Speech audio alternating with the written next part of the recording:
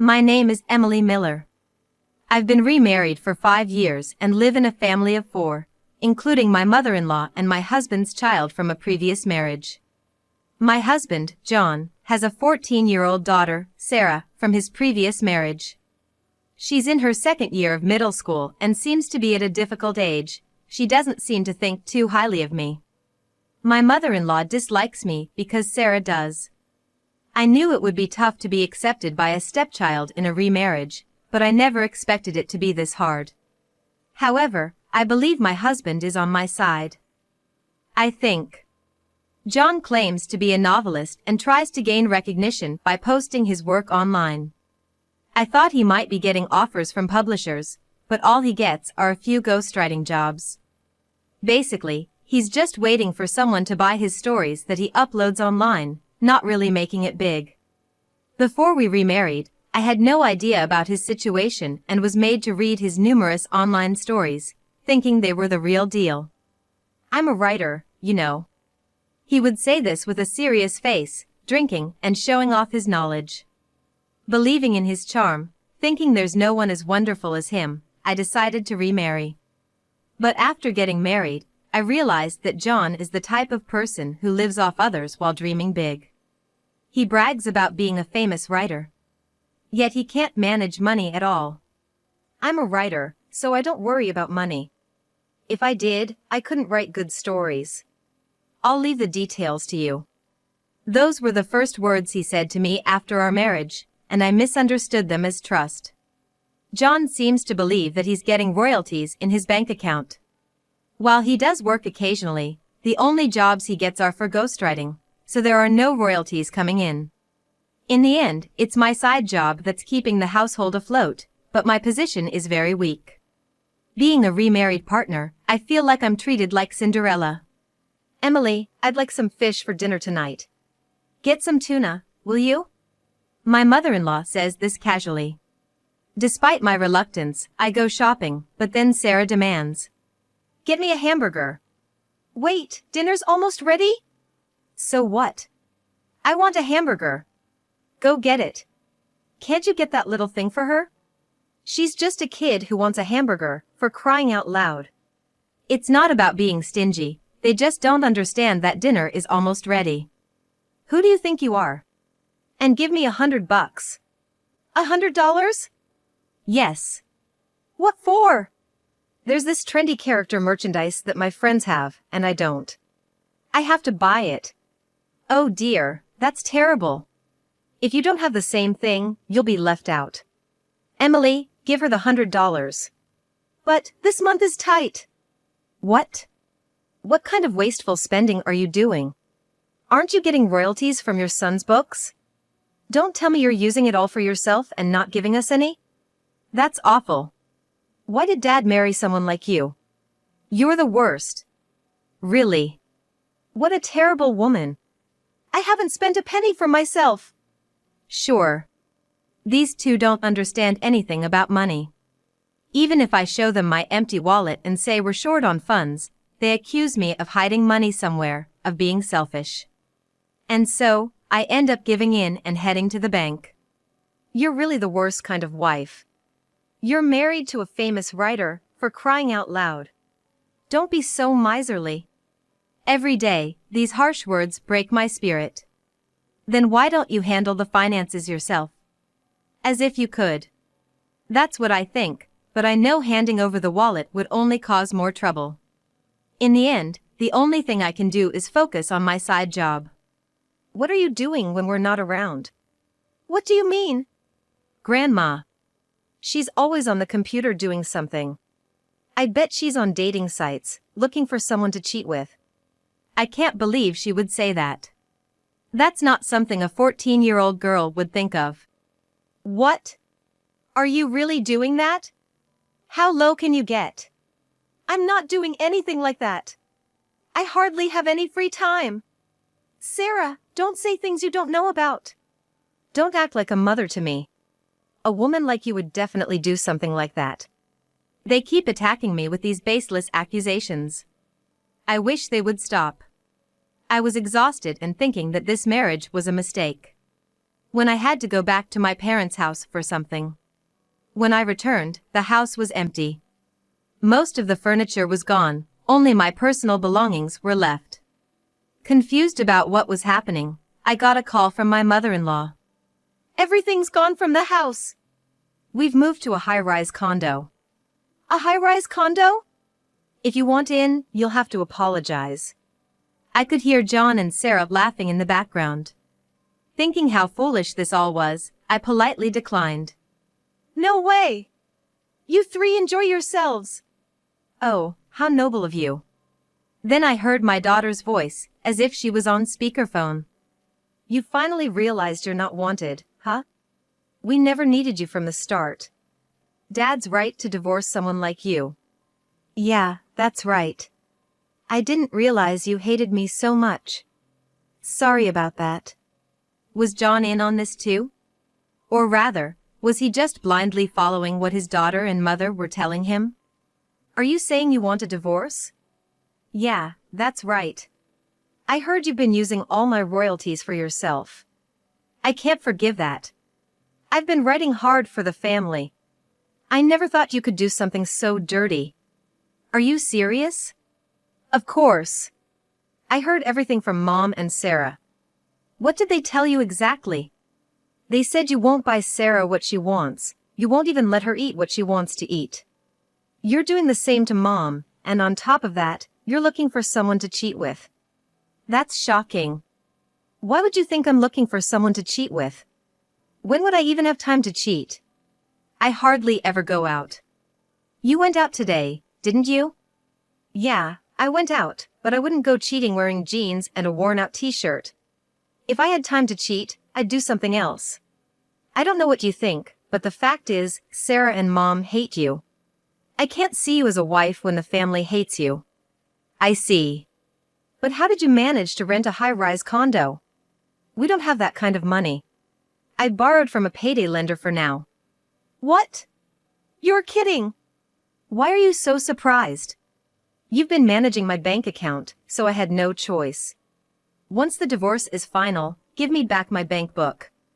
After all, the royalties come into that account.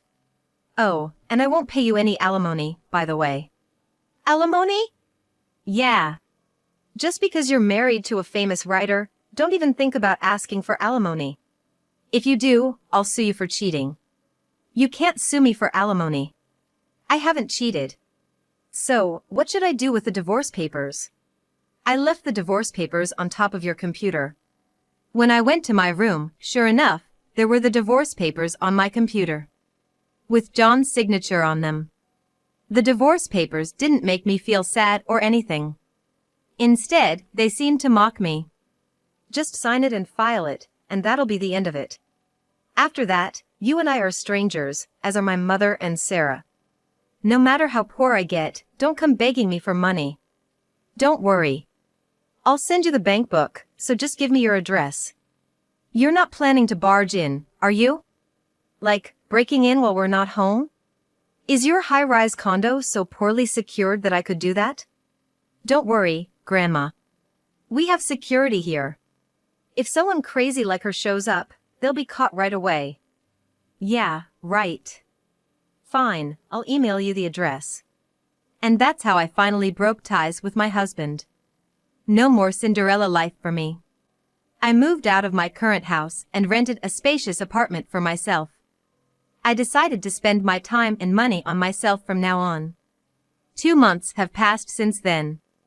I was enjoying my freedom and daily life when I received a call from my ex-husband, John. "Wow, long time no see. How's life in the high-rise?" "Ah, it's great." "So, why the sudden call?" "The real estate agent told me the rent couldn't be withdrawn." "You haven't been withdrawing money from my account, have you? I sent the bank book to you." "You got it, right?" "Yeah, I got it." "Then there's no way I could withdraw anything. Besides, there's no money to withdraw anyway." "Strange, then why can't the rent be withdrawn? Did you check the account balance?" "Huh?" John said, "Hold on a second," and seemed to move somewhere, probably pulling out the bank book. "Hey! Why is the balance only $120.76? You must have been using it, right? I should have received royalties last month. How could I use it? Why don't you check the last transaction date on that bank book? Huh? $600 7 months ago? Why so little? I remember when you got that job. The editor originally wanted another ghostwriter, but he got sick suddenly, and they asked if anyone else was available. You volunteered, but the editor wanted someone else, and you ended up writing it for a bargain because they had no money. You were just used, you know. That's ridiculous. Forgot about it? Well, you didn't seem to care about the payment anyway. No wonder you forgot. Typically, ghostwriting pays much higher. The average is around $16,000, but John's lack of fame and skill made editors reluctant to hire him. That's why he barely got any jobs. He was the last resort. So even this amount was a blessing for him. What about the royalties? I should be getting them every month. You never received any royalties. That's ridiculous. Ghostwriters rarely get royalties, especially not someone like you. What do you mean, someone like me? Oh, sorry. Anyway, that's the reality. Can you even pay the rent for your high-rise? But we're divorced now, so it's none of my business. This is weird. It's definitely weird. What's weird? My books are selling. Are you dreaming? I've never heard of your books selling. You upload free ebooks, but does that even make money? If it does, how much? How many people are buying them? Have you checked that? Well, I'd seen John's page before, and there were only traces of 4 or 5 books being bought. Probably by his acquaintances. I don't know if they sold after that, but even if they did, it couldn't be more than 10 copies. Wait! Let me check! While John was checking and I was waiting, I also looked at his work, and the reviews were awful. Terrible. So boring. Give me my money back. It seems there are indeed people who are buying his work, after all. But, surprisingly, there were also comments like, "This gave me courage." Curious, I read them, and it turned out they found courage because his writing was so bad, it made them feel better about their own work. I almost wanted to applaud. I could hear noise and commotion on the other end of the phone. His mother and daughter were also in a frenzy. Hey, I get that you have no income now, but how have you been living up to this point? It seems he finally understood the reality of having no income. It was my income. Liar! Your income can't be that much. True, my income from my day job in administration was around $1,800 a month. It would vanish on rent, utility bills, tuition, and allowances for my husband John, his mother, and his daughter Sarah. Realizing this wasn't enough to live on, I, who always loved writing, started working as a freelance writer. And it was a hit. I began receiving job offers one after another. That's how I managed to cover our living expenses. Thanks to that, I even managed to save some money, which allowed me to rent a bigger apartment than where we used to live. If we hadn't divorced, that wouldn't have been possible. So, thanks for divorcing me. That's ridiculous. So what are you going to do about the high-rise condo? You rented it yourselves, so you'll have to figure it out. We're divorced, so it's none of my business now. John was so shocked he seemed lost for words, and all I could hear over the phone was his breathing.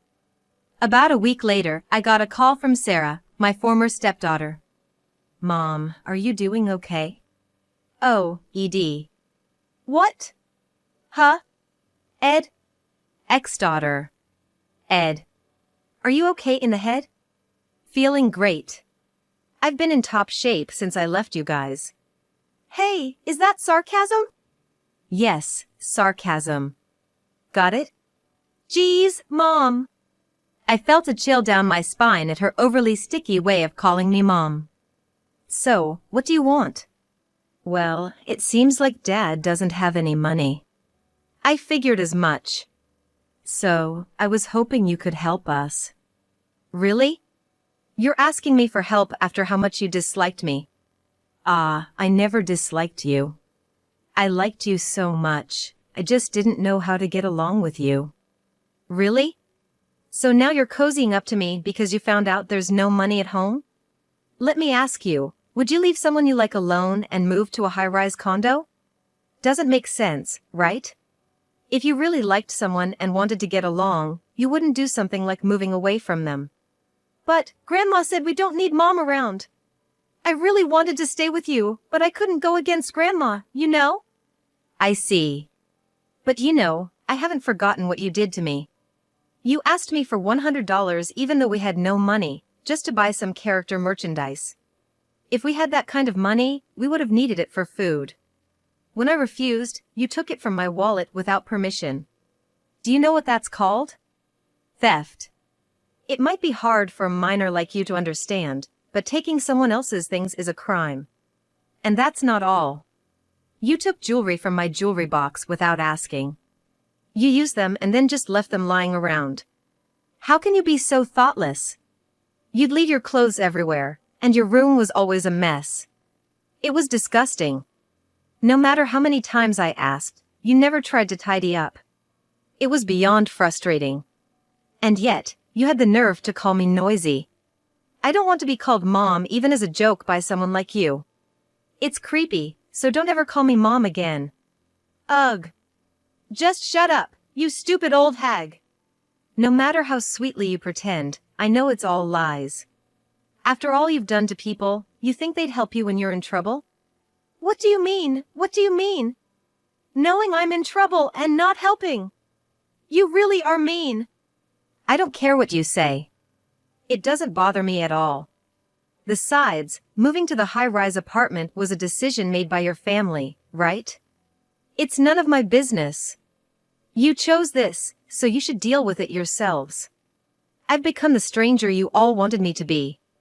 If you have complaints, talk to your dad and Grandma. Ah.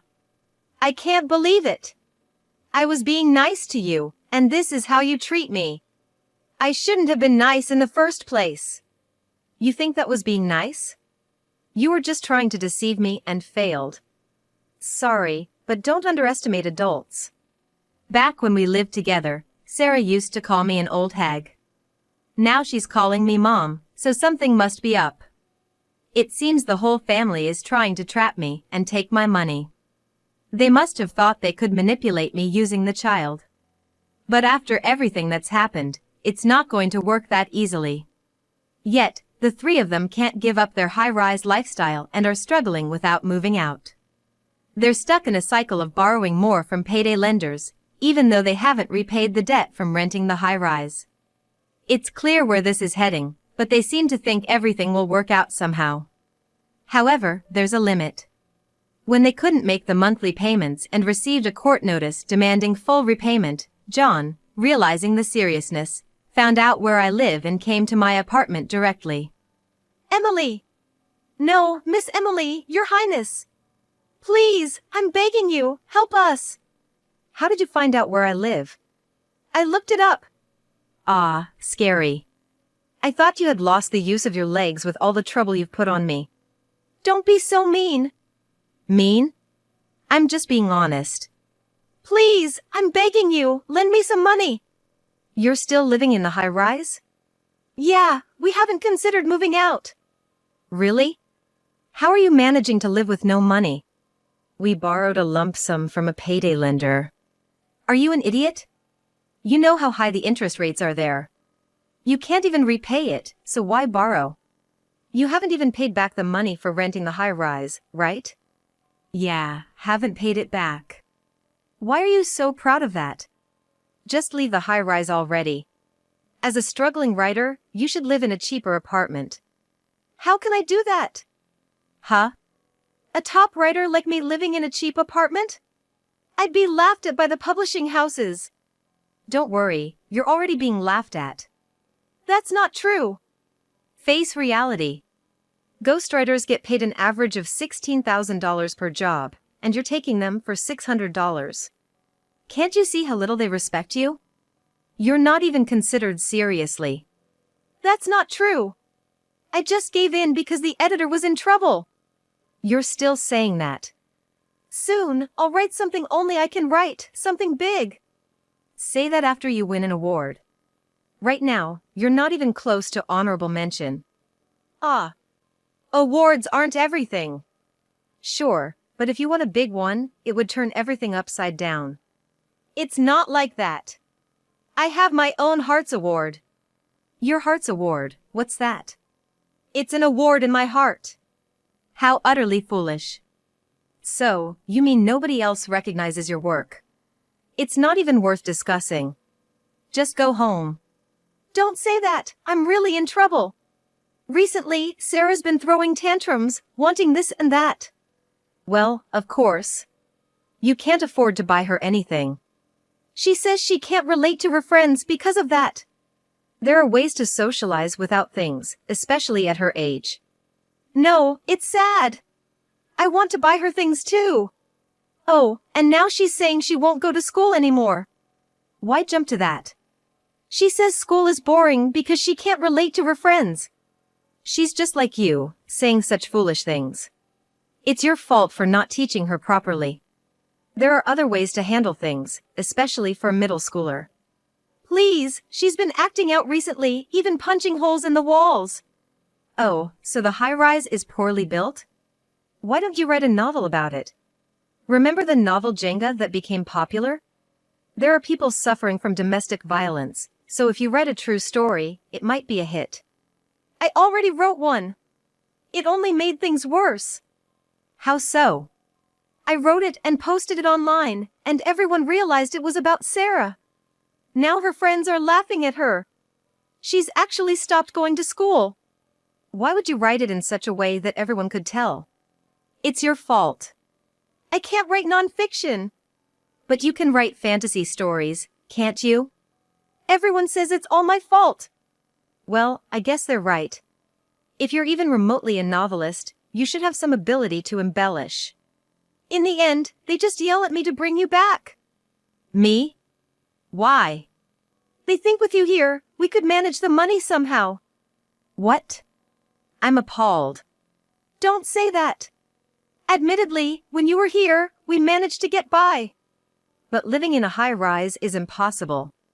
Can't you make it work somehow? I really can't. So please, help us.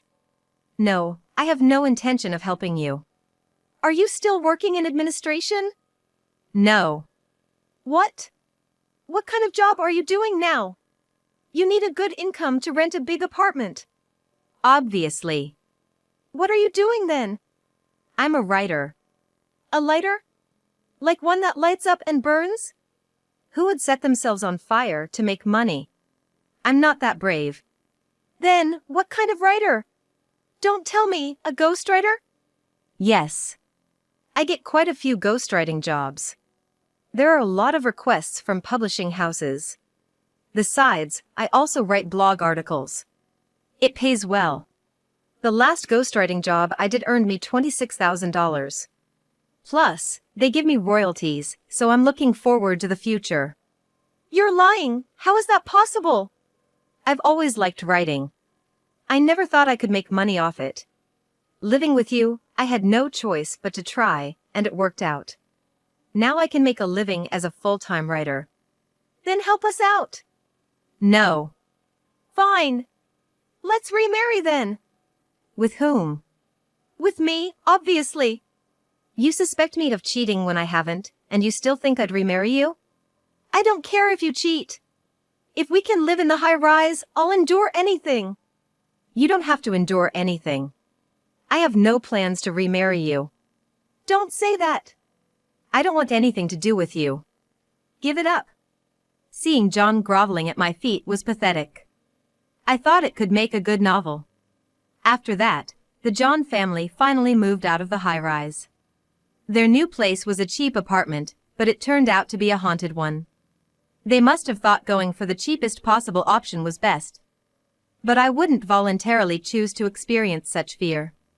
As a result, they are experiencing strange noises, and Sarah claims to see things in empty rooms, worsening her mental state.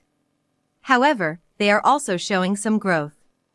John, realizing they were on the brink of homelessness, started working multiple part-time jobs at 40. He's run ragged, but it's a valuable experience. His mother, meanwhile, manages to earn about $200 a month doing piecework. Because of their high debt repayments, they mainly eat ramen noodles, and Sarah plans to work part-time once she's in high school. Still, she remains mostly reclusive and often throws tantrums, breaking dishes and throwing things. As for me, I've been living peacefully since John stopped visiting. Now, I'm recalling the days I lived with John's family and turning them into a novel. The story has become a hit and there's talk of turning it into a movie. I never imagined such a dramatic turnaround in my life, but I'm excited to see what happens next.